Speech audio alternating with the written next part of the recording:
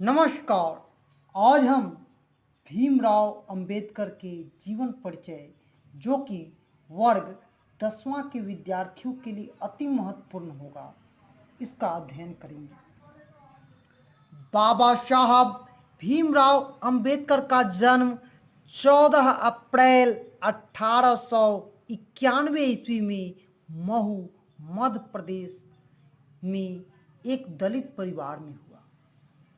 मानव मुक्ति के पुराध बाबा साहब अपने समय के सबसे सुपठित जनों में से एक थे।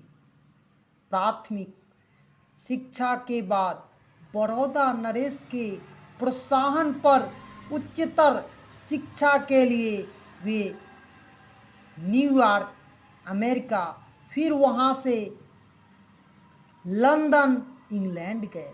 उन्होंने संस्कृत का धार्मिक, पौराणिक और पूरा वैदिक वाङ्मय अनुवाद के जरिए पढ़ा और ऐतिहासिक, सामाजिक क्षेत्रों में अनेक मौलिक स्थापनाएं प्रस्तुत की। सब मिलकर वे इतिहास, मीमांसा, विधेयता, अर्थशास्त्री, समाजशास्त्री, शिक्षाविद तथा धर्म दर्शन के व्याख्याता के रूप में उभरे। उन्होंने अछूतों, उस समय जो जाति प्रथाएं थी, जो अछूतों को जाना जाता था, और स्त्रियों, मजदूरों को मानवीय अधिकार व सम्मान दिलाने के लिए अथक संघर्ष किया। उनके चिंतन व रचनात्मकता के तीन ही प्रेरक व्यक्ति थे। पहले थे बुद्ध, जिसको महात्मा बुद्ध के नाम से हम जानते हैं, कबीर और ज्योतिबा फुले। भारतीय संविधान निर्माण में उनकी अहम भूमिका थी और उन्होंने ही संविधान की रचना की थी।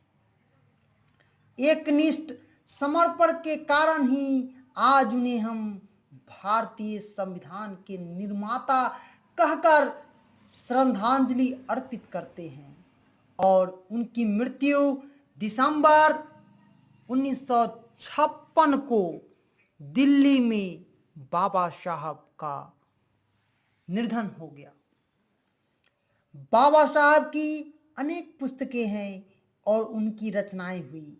The caste in India, their mechanism, genesis and development, the अचीवल, हु आर दे और हु आर सुदृढ़, Buddhism and communism, Buddha and his Dhamma, thought and evolution state, the right and flaw, the Hindu women's, annihilation of caste आदि।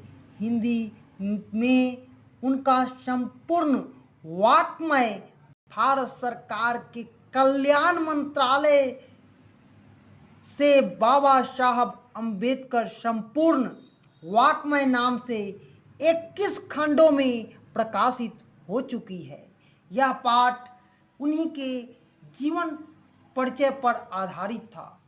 तो बाबा साहब का जन्म कब हुआ था? तो 14 अप्रैल 1891 में, और उनकी मृत्यु दिसंबर 1956 दिल्ली में हुई थी। धन्यवाद। जय हिंद, जय भारत।